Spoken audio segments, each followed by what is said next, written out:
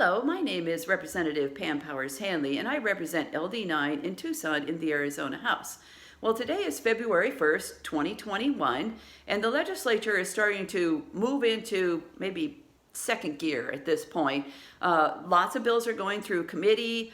We had a debate in Cow today on the floor. There were only 2 bills on Cow, and they both went through committees that I sit on. I'm ranking member on Commerce, and I'm also a member of Ways and Means. And so the first bill was relatively simple. It was an insurance omnibus that went through Commerce.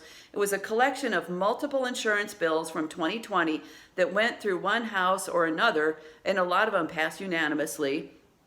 And they didn't make it to Governor Ducey's desk to be signed because of the pandemic and the early adjournment last year.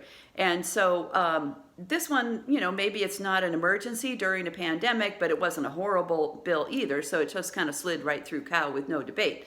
Now, the other bill, 2113, did have quite a bit of debate. And so what this bill does is that it allows people to lower their taxable income because it allows them to take charitable donations, and the charitable donations are tagged to inflation, so they will automatically go up over time.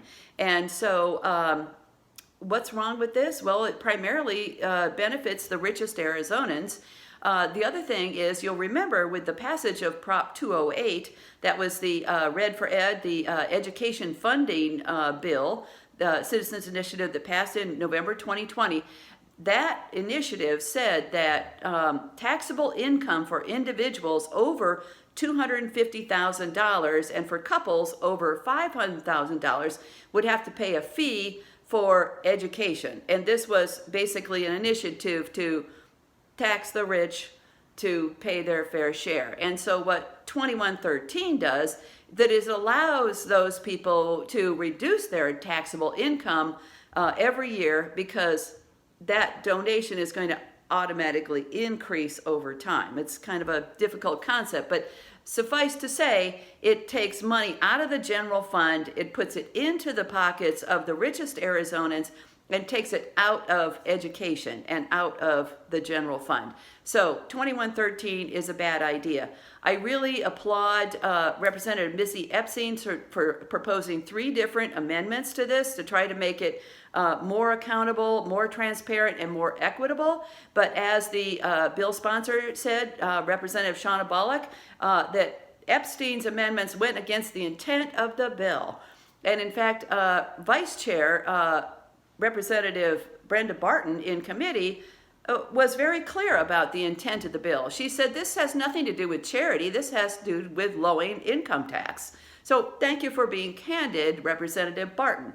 So I think that we should be focusing on the pandemic, and the idea that we are focusing on tax cuts for the rich so they won't have to pay for education, come on.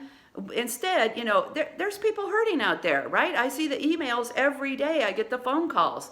People are losing their houses, they're losing their health, they're losing their family members, they're losing their lives from COVID-19. And what are we doing? We're passing tax cuts for the rich. Talk about tone deaf.